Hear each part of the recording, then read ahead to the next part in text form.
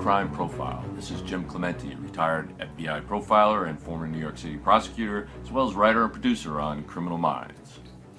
And I am Lisa Zambetti. I am the casting director for Criminal Minds, where I work with Jim Clementi. And you know what? We just got our season 12 pickup. Yay. Woohoo! We're pretty happy about that. Yeah.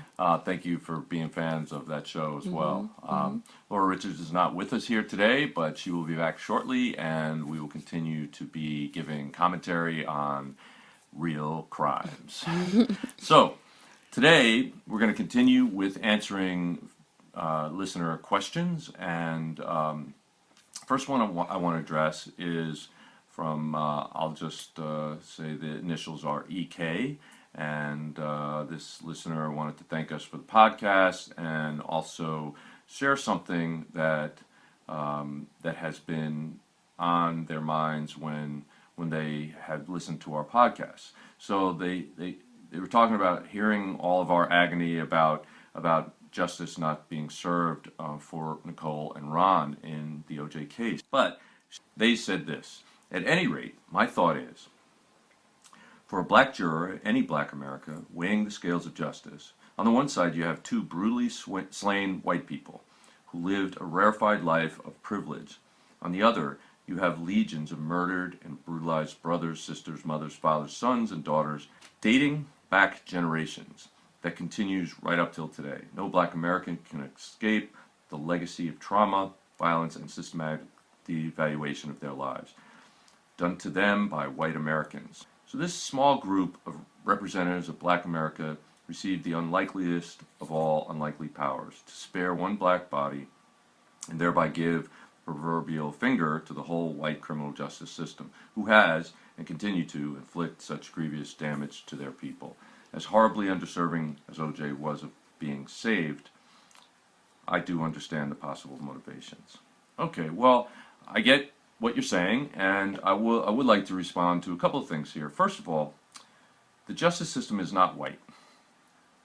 Law enforcement is not white. They may be majority, the people in it may be majority white, but there are certainly tens of thousands of law enforcement officers. I would say more like 100. I think there's 500,000 law enforcement officers in the United States. There's at least 100,000 or 200,000 that are non-white. So to say that it's a white justice system, I think, is a fallacy. I do think that African Americans and other minorities have been discriminated against. It's a matter of record. It's horrible, and I certainly don't condone any of that. But the flaws in the system are the individuals who exploit the system to take out their biases or their ignorance on people that don't look like them, don't act like them, don't behave like them. So I think the fact, it'd be nice if you could put this into a black and white issue. It'd be nice if you could so carefully pigeonhole it. But unfortunately, that's just not accurate, and it's not the case. As I said before on earlier podcasts, with human behavior, it's incredibly diverse. And unfortunately, some people don't like the diversity of other races, of other cultures, of other ways of looking at things. But that is not, and I can definitely say this, it is not the rule. That is an aberration. It doesn't happen by every single person, and certainly not the only people that are doing things bad against African Americans or minorities are not white. I mean, there are plenty of black on black crimes. It's a horrible thing, and it's more a social situation than it is a racial situation. It is typically situations in which that there are drugs and poverty and lack of services and all sorts of negative pressures on people's lives that make them act to their extreme. Stress does kill, and it kills other people too. And I think that is more what is going on when you're talking about crimes in very poor or very violent neighborhoods. But again, doing this, if this is what actually happened, if what this listener has actually said was the African American community basically giving the finger, the proverbial finger, to the white justice system, I think it's still just as much of a shame. It's still just as much of injustice to the victims of that crime, and it is sad that that what I believe happened in this case was Johnny Cochran was able to manipulate the public into believing that this trial was all about a race issue when it was about the brutal murders of two people. The last thing I will say is, although Nicole may have become a wealthy white woman living the life, she certainly was taken advantage of. She was beaten. She was terrorized by O.J. Simpson. She did not live, a incredible, rarefied life of privilege. She led a haunting life under the thumb of O.J. Simpson. And Ron Goldman was a young guy, a nice guy, did a lot of volunteer work, wasn't wealthy by any stretch of the imagination, but he did have access to people who were. This is just typically the way that people looking from the outside may think that somebody who has money or somebody who lives in Beverly Hills or works in Beverly Hills must be wealthy and have a great life. The fact is that people of all walks of life have problems, especially with domestic violence. This case was a domestic violence murder. It should have been investigated that way. It should have been prosecuted that way. Unfortunately, it was prosecuted as a racial murder. So, do you have other things you want to read? I have another email from a listener who wanted to make a recommendation. Now, I have not read this book, but it's a book that's set in the 1960s and 70s in Australia. It's called The Blood on My Hands, and I'll read you the description. It is a heartbreaking yet riveting narrative of a childhood spent in pain and terror, betrayed by the people who were supposed to provide safety and understanding. The strength and courageous resilience it took for O'Leary to not just survive and escape from her father, but to flourish, heal, and triumph over the unimaginable trauma she endured as a child is both powerful and moving. Sounds like a very interesting and courageous story, and as I said, I haven't read the book, but it is something that sounds exactly like the kind of voice we need to hear. The difficult things we need to hear about how people can survive devastating trauma and still heal and go on to thrive and have wonderful lives. I think hope is something that we need to give everybody who survives any kind of trauma, because it does not have to ruin your life. Right. And because you brought up, sounds like this was a child victim that she's talking about. In that case that you represented, that 8-year-old boy, were his parents there, or did he have an advocate with him when he was? Unfortunately, I mean, there was victim services, but at the time they weren't allowing victim services to be as involved in the courtroom as they can today. They didn't have things in place like today. They'll have victims can have the opportunity, for example, child victims, to testify in another room for a closed circuit camera, and things like that that really weren't happening that back then, at least not in the Bronx. And victim services are much more can be much more involved and sort of take the burden off the prosecutor from keeping a witness involved and still coming back time after time after time. I mean, it's so terribly re-victimizing of the victims to have to come back over and over and over again, to disrupt their lives, to have to tell their stories over and over and over again. So I think that in today's world, that victim would have been much better served. It's just sad that back in the day that that he wasn't. Well, I was going to say that in Los Angeles, and I know other places too, there is CASA, which is the court-appointed special advocates for children who can be with the child, walk them through the process, make it much less scary for them, especially if they don't have parents who can, who can be with them, or if the parent is actually the abuser or whatnot. And it's an organization that I've wanted to get involved with, and I know one of our listeners is involved with. So if I do pursue it, I will definitely let people know. But this is something that you can volunteer for. They train you for it, and you can be there for a kid. And I know that when I was on the stand testifying against the story that I talked about the boy who was stabbed in the throat, and I was the witness, and I was really terrified, and there was nobody there really to hold my hand through that process. So that's something on a future date that I will do some research on and let people know about that. But if you want to look into it yourself, it's CASA, CASA, and you can look that up and see if you'd like to become a volunteer or an advocate. Okay, so moving on, on our last podcast, when we wrapped up the O.J. Simpson verdict for the FX show, we did talk about a listener letter who wrote very emotionally and expressively about feeling offended by comments about the jury, about offended that we didn't think that those jurors were capable of understanding, were capable of each having their own opinion and coming to the conclusion they did. And we talked about it, yeah, we but talked.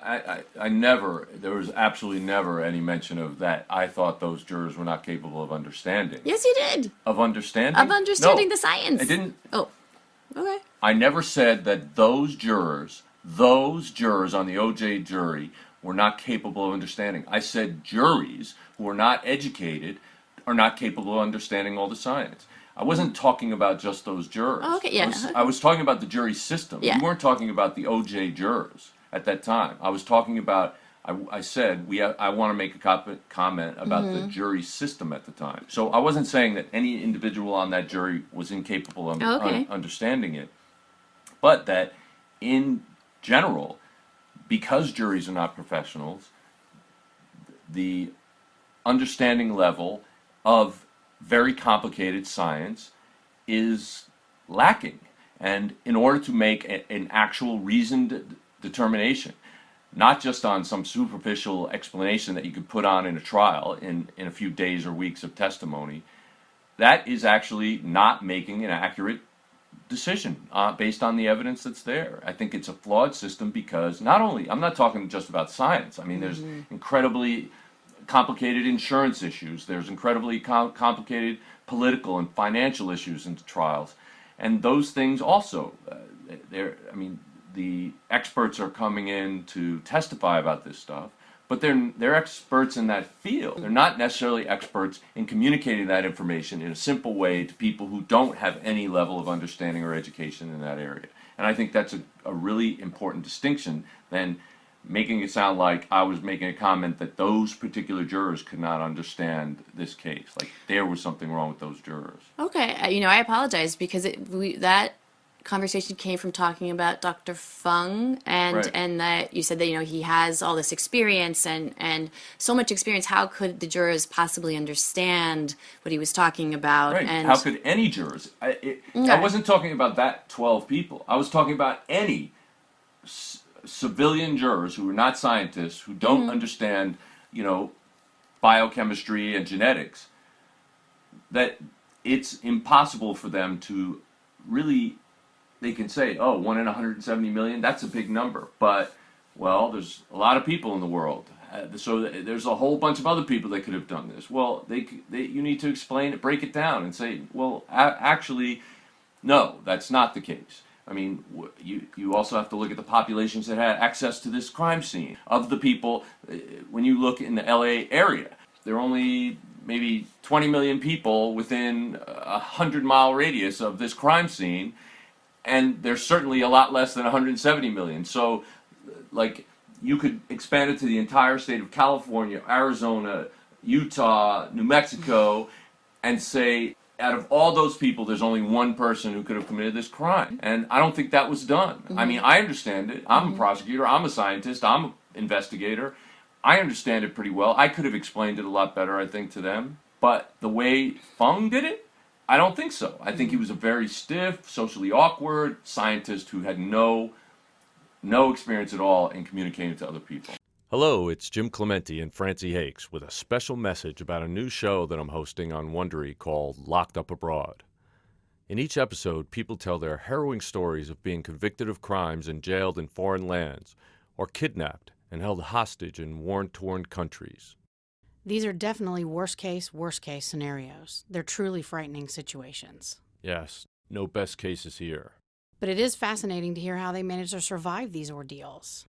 In the first episode, Midnight Express, Billy Hayes tells us about being imprisoned in Turkey for smuggling hashish. Oliver Stone even made a movie about it. But that was the movie. This is the real story. I even had the chance to interview Billy Hayes recently, and he told me the whole story behind the story of how he escaped a Turkish prison. He even told me that he went back to Turkey years later. You have to hear his story to believe it. And now, in his own words, here is Billy Hayes. Well, I'm going to read some excerpts from some of the books that were written by the jurors in the aftermath and see what they have to say about that, which of course is hindsight, you can't necessarily trust that. But anyway, so our listener Valencia was very kind enough to let me repost her letter at the top of our Facebook feed, and we had just a great back and forth with a lot of our listeners, some who understood her point of view, some who didn't, but it was a very civil and understanding and insightful back and forth. And I really want to just give a shout out to our listeners for, allowing the space for other people's opinions. And I just think it's really lovely. We've had very few people just flying by to post, "You suck" or "You're stupid," very little of that. And so I want to commend our listeners for that. Yeah, that's great. However, should we talk about your other theories about the jury system and the problems you have on it, with people not being scientists or professionals? What's the alternative? Would you have, just tell me, what if we're not going to have the average Joe and Jane and citizen from whatever walk of life being on the jury that you've never served on? What's the alternative? What do you mean that I've never served on? Never What are you trying to say? So you, as a juror who only was exposed to, how many trials have you served on as a juror? One. Okay, one. So your one experience in a jury is vastly better than my experience actually trying cases and my experience actually being an investigator in cases and testifying in cases and then going and actually interviewing the jurors afterwards and finding out what happened and why the verdict was the way it was. I'm not saying I'm better than you. I'm just saying that if you had been in a jury situation, I think it'd be very interesting to see what you came up with. And I'll talk about my jury experience in a minute. Okay. But well, why don't you talk about it now? So let me know. yeah, okay. Yeah, I feel like you're going to hate how we did it because I think, okay, one thing that one of the jurors said in the OJ trial that was not covered in the show is Ito's direction to them about what they should or shouldn't do in their deliberations. And as a juror myself, I didn't know that there was anything wrong with when you just walk in, you've been with these people for a few hours, you don't know anybody's name, you're sitting around, you're kind of looking at each other like, okay, we get to talk about this. And the first thing we did was nominate a foreman, and then we took a poll where we raised our hands to say, right now, what do you think right now? If we had to vote, if we had to give a verdict right now, what would it be, guilty or innocent? Unanimously, we all raised our hands, and we looked around, we all thought the same thing. And then we all said, well, we need to talk about this. We can't just because we're all in agreement. We need to discuss it. And so we did. And we discussed it, blah, blah, blah. But and you know that jury polling is supposed to be anonymous, but right? No, that's the thing. We did not know that. That's what I'm saying. It's like, I think... But can you see that it's possible that when 10 or 11 other people raise their hands when somebody asks the first question, how many people think this person is guilty or how many people think this person is innocent? Do you think that maybe there are people in that jury room that would have been swayed by that did not want to be the person to raise their hand? Sure. That certainly could have been true. And, we said, should we take a poll? We just nobody said, I don't feel comfortable with that, whatever. Yeah, Yeah, it but could have still, been. there are people that won't be comfortable saying, Sure. I'm not Yes, comfortable. I hear you. I hear you. We could go. Yes. I know. Yes. Yes. Yes. So, but then when we discussed it, a couple people said, because we didn't have to be unanimous in this civil trial, just had to be. A couple people said, "Well, I'm just going to vote not guilty, just because Wanna balance they it. wanted more balance," and we're like, okay, and so I had a really positive experience, and two different ethnicities. Those ethnicities were represented in the jury, and the forewoman was one of the ethnicities, and she voted that the guy was guilty, and she didn't take a side. Nobody seemed to take any sides as far as the Well, racial I can, makeup. You yeah, know what I mean? I can pretty much guarantee that there wasn't one of the attorneys in the trial going out during the course of a 9-month trial and holding rallies and getting people all riled up and threatening riots and so forth like Yeah, that. I know. I'm Right. not saying they were. I'm just I saying know, this is just but- my experience. So, Right. But all I'm saying is that I do believe that that information was very much available to the jurors on the OJ trial. That what was going on the outside was bleeding into the jury, even the sequestered jury. But anyway, I just think, how to be, like I said, I had no idea that was the wrong thing to do, to take a poll. I mean, you're well, not it's given not that. that it's a wrong thing to do. I mean, in other words, like I can understand in the mind of you and the jurors, I don't think it was a deliberately erroneous thing to do, but the whole process is supposed to be one that gives people the ability to vote their conscience and not feel, pressured into Right. going one way or another. But as I said earlier in earlier podcasts, there's a thing called jury nullification that happens. It's a reality. Judges don't talk to juries about it, but it is in the face of overwhelming evidence of guilt that a jury goes a different way because of emotion or because of situations that have nothing to do with what's actually going on in the trial. And that is, it's concept, you can all look it up, you can, it's defined because it's happened in experience. I think the OJ case is a perfect example of it. And despite the fact that the defense raised a whole bunch of things like Colombian neckties and all this other crap, that they were able to sidestep the actual issues in the case and got people to vote a particular way based on race. I mean, it was very clear, at least in the depiction on the show. Again, I was not in that jury room, and I don't know if all of the African American people voted right from the start for innocence, and the two white people voted for guilty. But I didn't read the jurors' books. Did they say anything about that? Yeah, they. All right. So just to read from some of the jurors' point of view, since we've been talking about them. So this is a little excerpt from the Michael Knox's book. He was the one who was ejected from the jury. Yeah, he was the one who was ejected because he had some domestic abuse in his background. Well, the issue that he said, I didn't really kidnap her. I just took her around in the car a few times around the block and so forth. That one. That's right. So he says, I felt sorry for OJ, but I'd made no judgments about his guilt or innocence. But for the first time, I heard the prosecution outline the evidence that was overwhelming. He tended to think that he was guilty. He says, but at the end of the day, I sat with the other black jurors and realized immediately that they had been as deeply affected by what I'd heard. They were as deeply affected by what we'd heard as I had been. Marcia Clark and Christopher Darden and the rest of the prosecution had a great case, but they never knew how to present it. They couldn't just keep it sharp and simple. They fumbled and fretted, constantly referring to each other. Sometimes they got together, but mostly their presentation was sloppy, badly organized, ineloquent, even though the evidence itself was very powerful. For the black jurist, Simpson was one of our own. He was a brother, and he was in trouble. I know it's difficult and frustrating for white people to understand that, but deeply held belief in our community is the black men who rise high are eventually brought down by the white establishment, and that the police are quick to railroad black men. And So that's yeah. And what do you think he would have said had he actually walked into OJ's house and saw that there wasn't a picture of OJ with African American people, that there were blonde chicks on the wall, there were all his white golfing buddies. Actually, OJ was a part of the white establishment. And to say that he was a brother means that they believed what they were sold by Johnny Cochran when he manipulated the evidence in that case, and that was the everything that was in OJ's house. Everything was Africanized, and everything was African Americanized, and it just shows again how unjust that system was.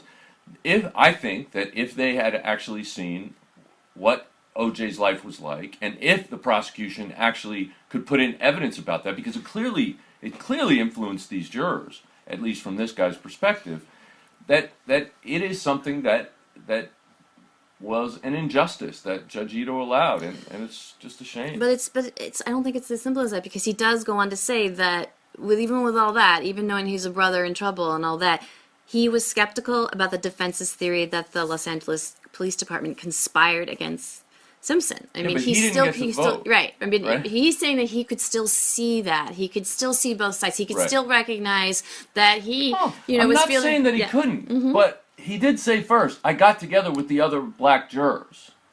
Why did he get together with the other black jurors? Why didn't he get together with all the jurors? Why? What, he is already admitting there's a racial divide, and that is something that he can't, and he admits he can't get away from.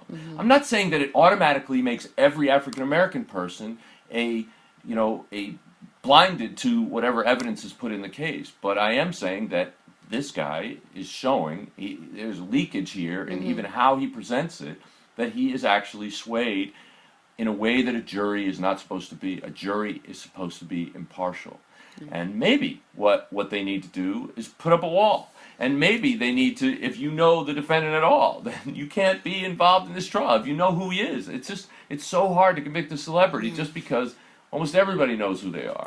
One thing I want to ask you is, why is it that the jury can't deliberate the whole way through? Why do they have to? I agree with you. Oh, you do? Okay. Oh, good. absolutely. Okay, good. I've been saying this for years. I mean it it's seems ridiculous. crazy. For a 9-month period, nobody. I mean, you cannot, in detail, recall what happened 9 months ago. You can't recall what happened in detail 3 weeks ago, and you have to know the details. Right. First of all, they should have a current live transcript of everything that's testified to. They should have it video and digitally recorded for them. And they should have access in the jury room to all that information. They should be able to go through it every time they want to and not have to remember, wait, was that first cop the one that I thought was sneaky or slimy or something? Was that third witness the one? Was that 27th? Was that 157th person that took the stand? The guy that I really believed? I mean, it's ridiculous to require people to think. It's a fallacy. It's a fallacy to think that they could actually do it. Yes, I agree with you completely. They should be able to deliberate as the evidence comes in. They should be able to document it, and they should be able to say they should not make any attempt at voting or any attempt at convincing other people. They should discuss what they felt, because what's great about what I did in the behavioral analysis unit was that we would get in a room, a round table, not unlike a jury room, and go through the evidence of a crime. We'd look at victimology, we'd look at the crime scene, we'd look at the offender behavior, and we would profile that case. And every single time I was in that room, I had a perspective based on my education, training, history, and I would look at things. And then somebody else would say, and then I'd challenge them, and they'd challenge me. And in the end, we worked something out. We came to a reasonable conclusion based on that. And then we look for corroboration of those reasonable conclusions, and we went to see, because we do not learn anything about the suspects when we're doing the profile. But then when we got more information, we got things corroborated, we asked more questions, it went from a reasonable conclusion to probable cause that this happened, more likely than not, to beyond a reasonable doubt this is what we feel, and then at that point then we make the conclusion that this is who we think did the crime. This is the kind of person that did the crime. Now, let us look at the defendants and see, or suspects, and see if any of them fit that. And that process taught me a great deal. Not only that, that my perspective was important, but that the perspectives of everybody else in the room is equally important, and you have to be open to it. And it's great because everybody has different experiences, and Right. so that would improve the jury process tremendously. You can't live with this fiction that everybody's going to remember everything about the first witnesses. So if you do let them deliberate and you let them document that process, then when they get to the final point, when the trial is over, then I think they should have to go back and look at all that documentation along the way. I think that would actually refresh their recollections. It would get them really, they would be so much more involved. It would mean a much greater commitment by jurors because they would actually have to go through the trial, maybe not the whole trial, but basically their deliberations a second time.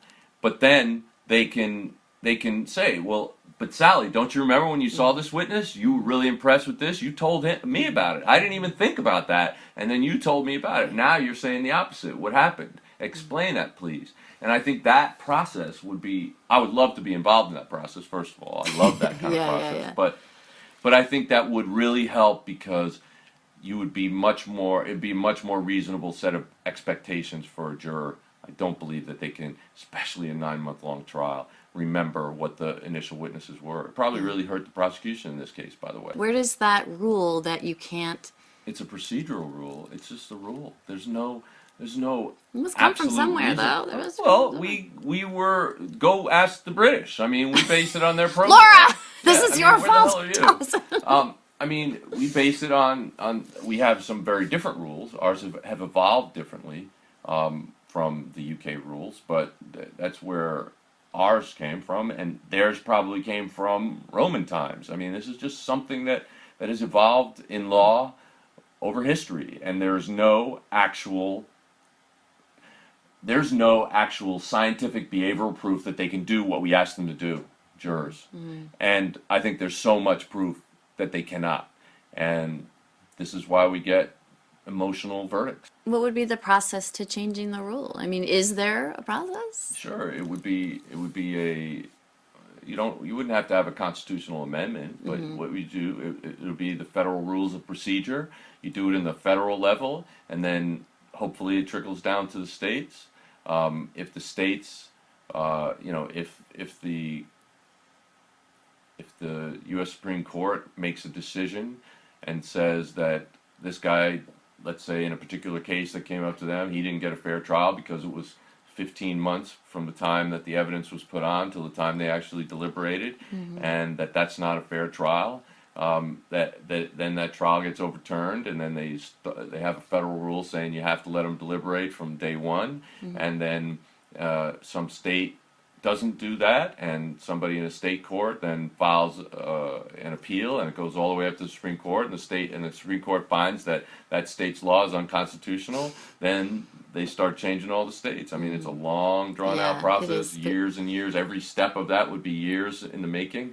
So, but It seems could like be it's done. worth it, though. It seems like I would think so. I think there's a lot of jury reform that should be done, and I think it needs to be done. I mean, it could be done in this way. For example, you said you were on a civil case. What was the topic? What was the suit about? it was about a car accident. Okay. And yeah. Okay, so did they have the MATE team, the state police? It's the MAIT team. It's motor accident investigative team. I No, think. there was no Okay. law enforcement. Well, these are guys that are specifically trained to do accident reconstructions, and they have all the software and the technical abilities to do that, and they can actually create sort of an actual visual recreation of the accident, and those guys are incredibly well versed at it. I think that if you have an accident like that requires that you should have either jury members or jury consultants in the room from both sides presenting that to them. So it's not just what the prosecution deems appropriate. I mean, if you had, there's no reason why we can't have experts, maybe 3, let's say, prosecution, defense, and neutral, and basically have three people that are either part of the jury or on subject matter experts that are part of the jury that can actually answer the questions that the jurors have. Well, this is what I was going to ask you, because I didn't know if you would agree with this or not. But why can't the jury ask questions throughout? He's smiling. Claretti's smiling. Because there's no reason why they can't. It's again it's just a rule of procedure, but they are able to ask questions, not throughout, but at the end of a grand jury presentation, for example. They're allowed, when somebody comes and testifies in front of a grand jury, the grand jurors are allowed to submit questions. The prosecutor then asks the questions of the witness. Or can bring other witnesses that will answer the questions. I think that's a reasonable thing. It would keep them more involved in it. This whole fallacy of, like, I mean, and it's really even worse when you get to Great Britain. Sorry, Laura, but wearing these goofy wigs, and you have like, they have to like stand in some box, and the defendant is over there in a cage. I mean, we see that as barbaric. We see that as tainting the jury. The impression of the defendant. We let the defendant come in for the trial without handcuffs on and all that stuff, and in a suit and things like that, so that they don't look like a convict. And I did air quotes there, by the way, or inverted commas. Inverted commas. As Laura says. But I think there are a lot of things. There are things in their justice system that they don't do that we do. For example, the Supreme Court has said it's okay for detectives to lie and mislead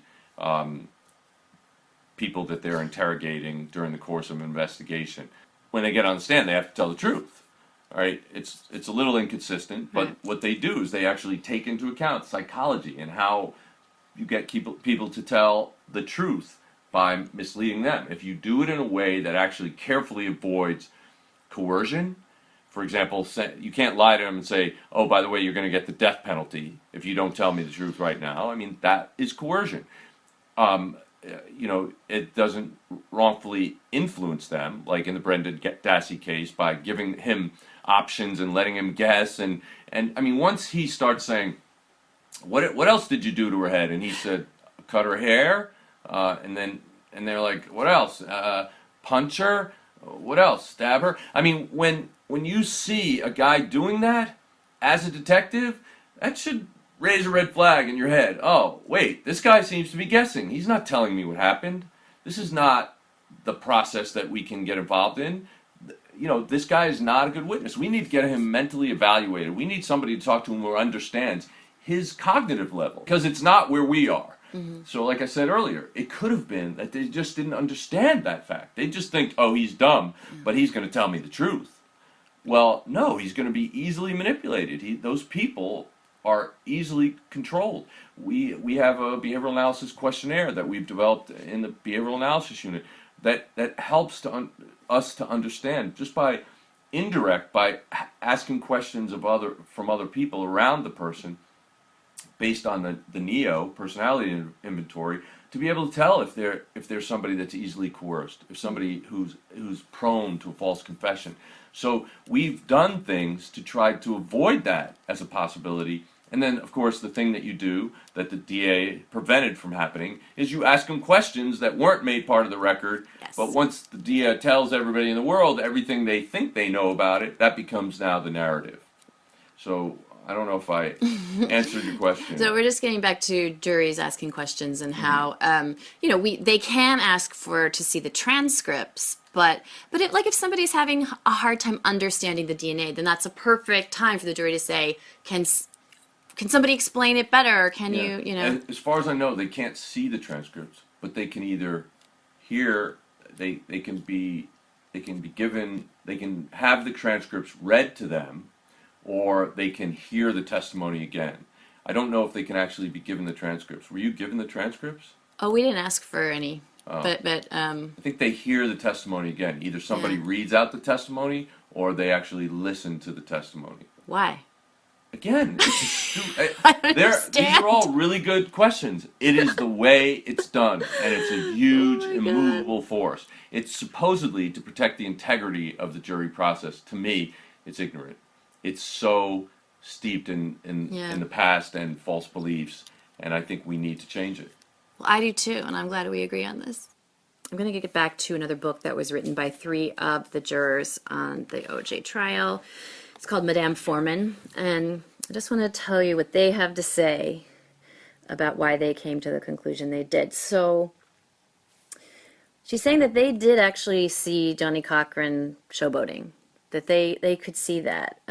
They were appalled by Johnny Cochran, especially during closing arguments. They thought Marcia Clark more professional, but were angered at her blatant expression of frustration during the trial and what they considered her attempt to pander to emotion in her closing. They disliked Mark Furman. They knew he was a liar, and so they just discounted everything he said. They repeated many times the concern that the prosecutors and defense attorneys treated Simpson jurors like a bunch of illiterate, ignorant people. Yes, they got bored with DNA testimony, but mainly because Dr. Robin Cotton talked down to us like we were illiterates. However, some spoke at our level, like the DNA experts Gary Sims of the State Department of Justice or defense attorney Barry Scheck, that they learned more about DNA from them. How did they learn from a defense attorney? That's wrong. A defense attorney should not be teaching anybody on the jury a damn thing. That's just not how it's done. Barry Scheck should not be explaining DNA to a jury. They should have had an expert do that. He can ask the questions, and maybe that's what she's referring to. But I don't think they actually learned anything about DNA from Barry Scheck. But he's a brilliant guy, incredibly good at communication, and very dedicated to writing wrongful convictions. So I have a lot of respect for him and the work he's done. He founded the Innocence Project. The Innocence Project, yes. Go ahead. All right. So they also felt manipulations were made by the white-controlled Los Angeles law enforcement system towards the predominantly black jury. When prosecutor Bill Hodgman disappeared and Christopher Darden played a more prominent role, Cooley suspected the first race card, as it has come to be called, to be put into play. So they didn't know. They didn't know. That he had a heart attack. Right. And that Darden was on the team that was backing them up.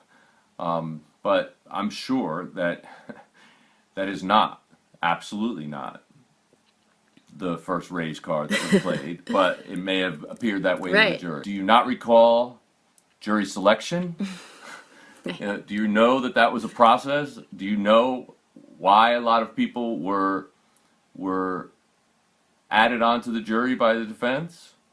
And why some of them were voted against by the defense? That was all part of the race card being played. Well, to them it looked like his white superiors said, well, Chris, maybe you can communicate with them things that we're not able to communicate with them.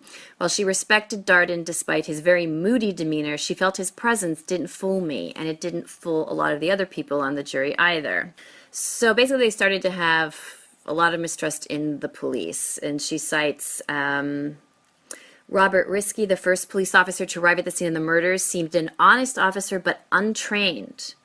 He did not seem to know how to preserve a crime scene, could have walked in the blood when he stepped over the bodies, should never have used the Bundy house phone to call in the crime, since, as Cochran said, if you had not used that phone, we could have found out who Nicole Simpson called last. And there are questions about the law enforcement mounted. So let's take this at a time. This is why when police officers who respond to a scene call a detective, because they are trained. If you want every police officer to be trained to that level, what you need to do is spend about 40 or 50 or 100 times more on law enforcement than you do now. It's impossible to do that. The LAPD has been at about 65% of what their manpower should be for decades. They can't get enough people to become cops. They don't get paid enough. It's a very difficult job. The antagonism of the community towards the police is extremely high. Maybe it was well deserved, but this is not the result of somebody deliberately trying to trash a crime scene. This is the result of somebody coming to a crime scene and not knowing what to do. I mean, I don't know why he didn't have a radio. Maybe he used the phone because he thought, I don't want this out over the radio because then the press is going to be here. I'm actually protecting Nicole by doing this. And he made an error, but that is not unusual in law enforcement because he literally is untrained because they don't have the money to train cops like that. I mean, I wish that they could train cops like that. However, again, as a result of this very case, cops were trained better. They do know a little more about staying away from the actual evidence of the crime scene. But you have to also remember, one of the jobs of a cop, first cop arriving on the scene, is to see if he can save lives. I mean, so if in that process some of the forensic evidence gets trampled on, I mean, you still have to try to save the life. And had they been alive rather than dead, then EMTs would have been called, and they would have been treated medically and brought to the hospital. And forensic evidence be damned, because at that point you would hope at least that they would be able to be testifying against the person. Unfortunately, that process, of the cop responding and probably checking their vital signs to see if they were alive, although I think that they were probably so bloody he may not have even done that. I don't know. But there was definitely some, for example, some drops of blood on the back of Nicole that would have been great if they were tested. But So the jurors who wrote this book continue on with their astonishment that police were not doing what police were supposed to do, not collecting or bagging evidence properly, not keeping the case and its suspect confidential. They believe that Detective Van Adder was running around town with the blood vial rather than booking it properly.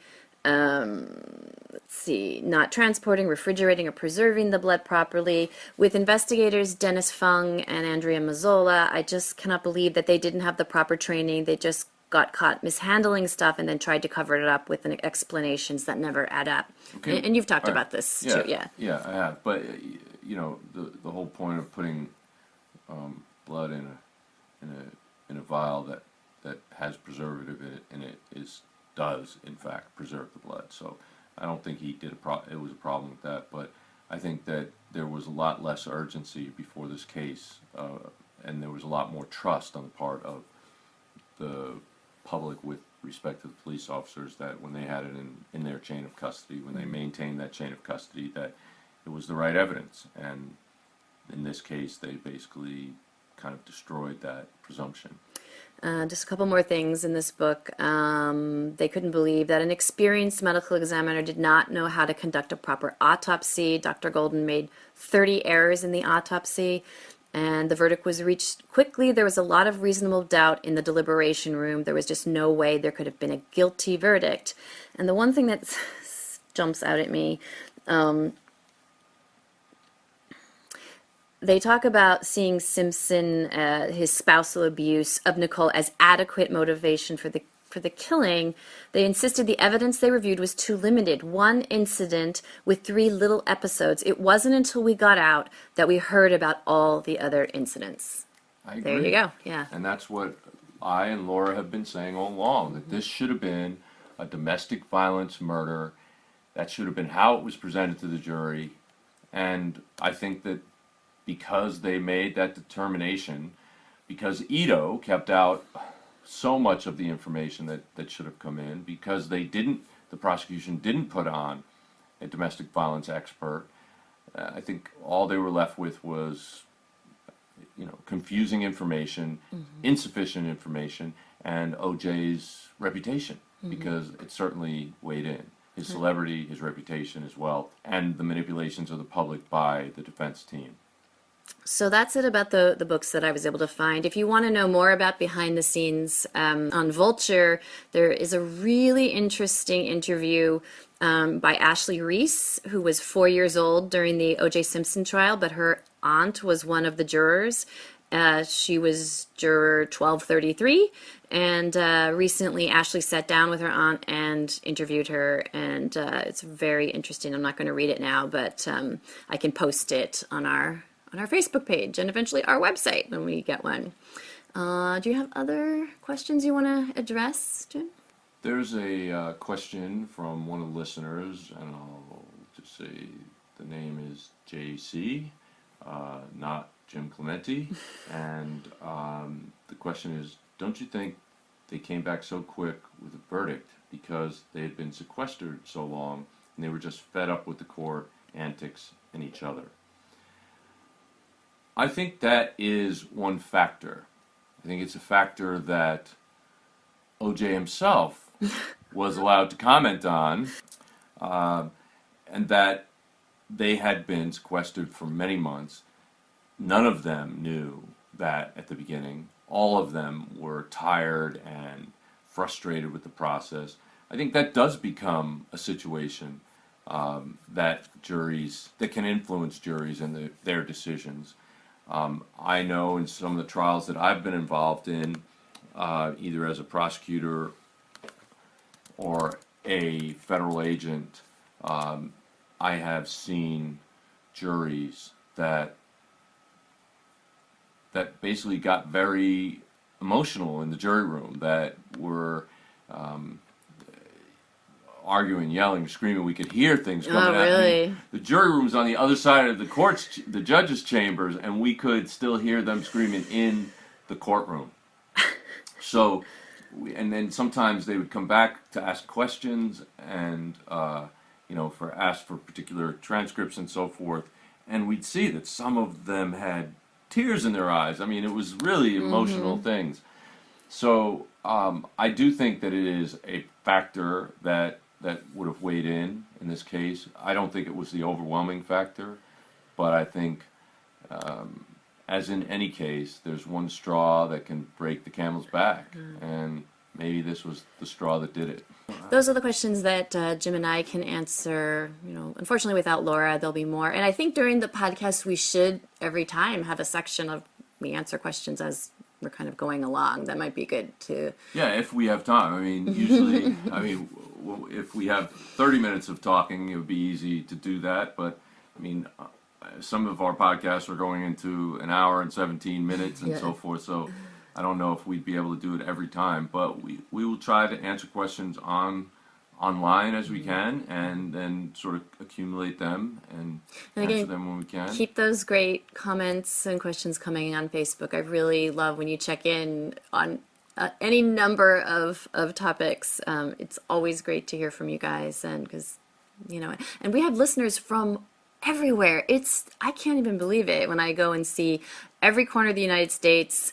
The UK, Australia, Ireland, Norway. I mean, just everywhere. I can't even comprehend that many people are taking the time to listen to me. I can understand you and Laura, but anyway. Just to give you an update on some of the things that Laura and I are working on. We will hopefully be making an announcement soon about a network project that will be coming this fall that Laura and I are both working on.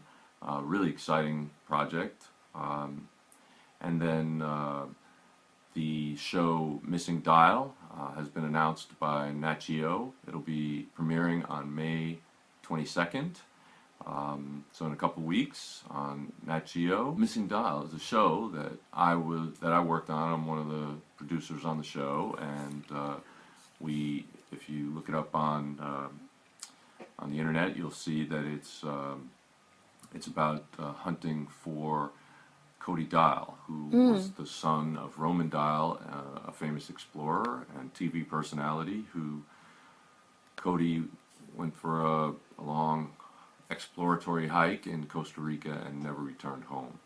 And so we put together a team to go down there and try to find out what happened. And we did. Wow. Okay.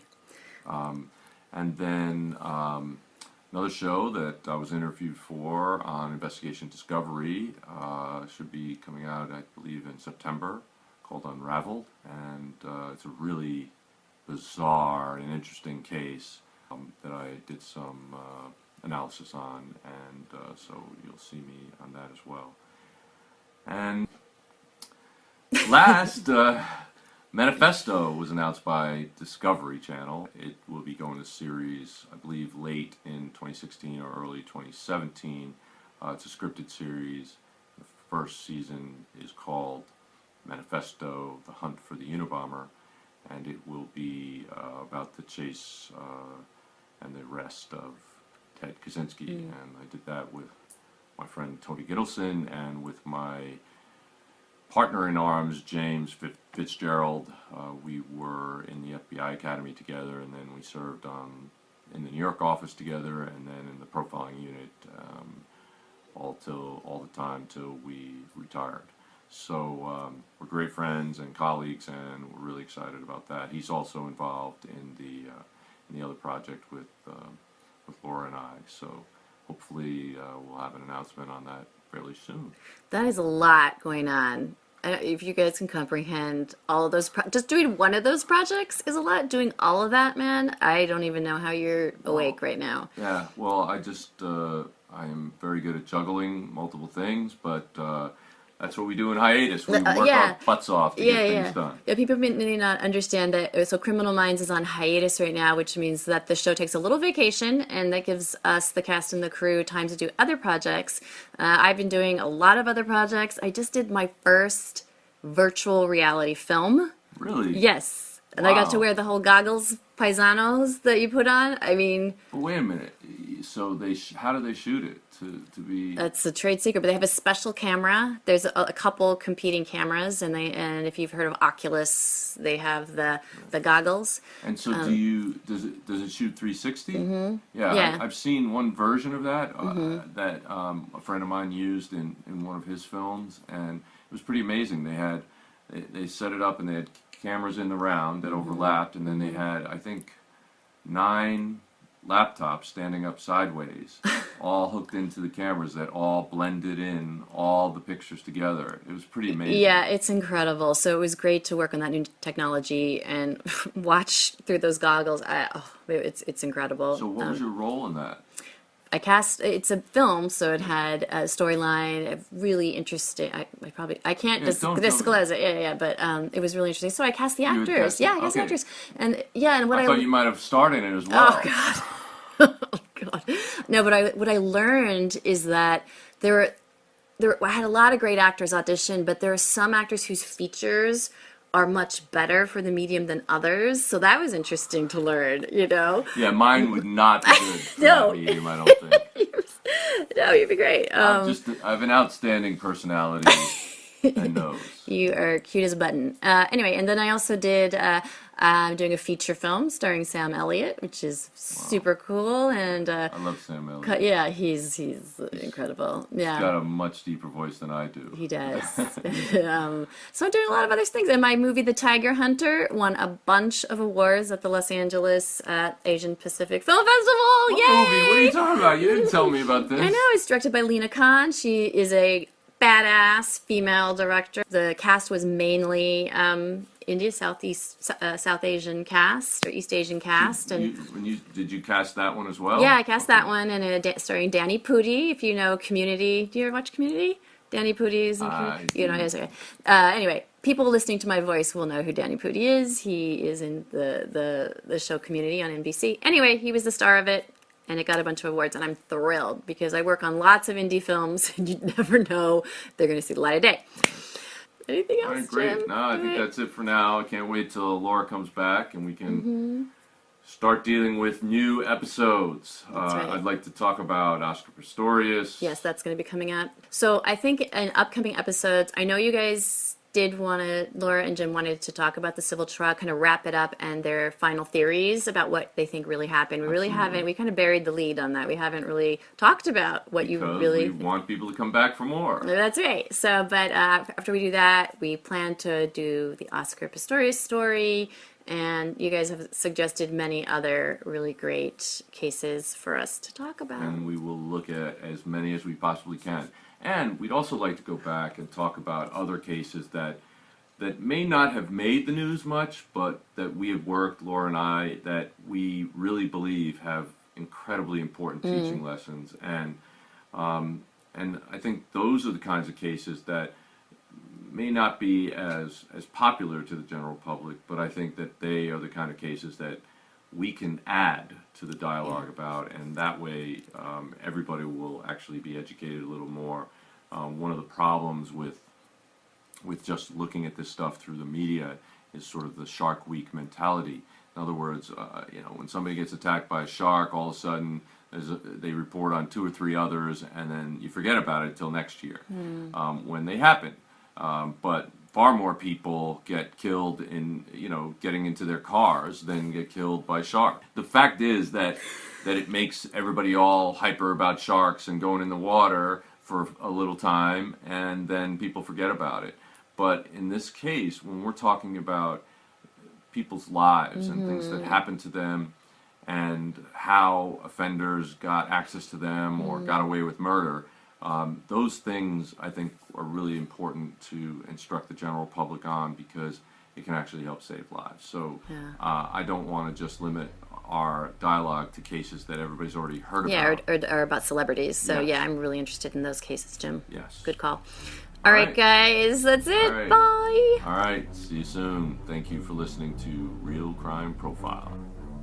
For advice or support if you're experiencing stalking in the UK, you can contact Paladin National Stalking Advocacy Service on 0207 840 8960 or go on the website www.paladinservice.co.uk. If you're experiencing domestic violence, call the National Domestic Violence Helpline free phone 0800 2000 247. In the US, if you're experiencing domestic abuse and need advice, shelter, safety or counselling, call the Genesis 24-hour hotline 214-946-4357 or go on the website www.genesisshelter.org, or you can call the National Domestic Violence Hotline on 800 799 7233. Real Crime Profile is produced and edited by Paul Francis Sullivan, engineered by Jacob Moose Molin. Music is composed and performed by Simba Sumba. Logo art by Rob Cohen. Real Crime Profile is produced and recorded at Empire Studios LA by XG Productions. Real Crime Profile is distributed by Wondery.